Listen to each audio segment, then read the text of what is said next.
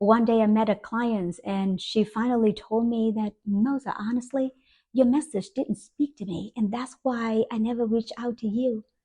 Well, that was disappointing, but it pushed me to really get to rethink how I communicated with my ideal clients. So I started to create specific messages just for them.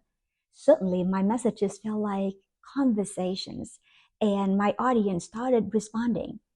And it's amazing how, you see what happens when you are clear on who you want to serve.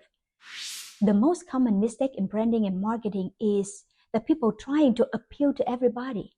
It never works. What you should do is to focus on understanding exactly who your ideal customers are.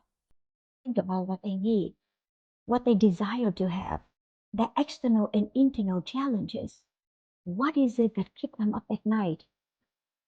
Once you know who you're talking to, then craft your messaging to speak directly to them.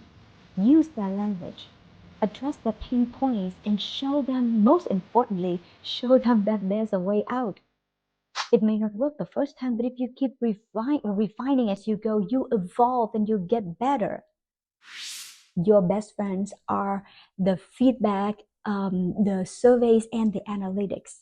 The more you learn, the better you can attract your ideal clients, the very people that you choose to serve.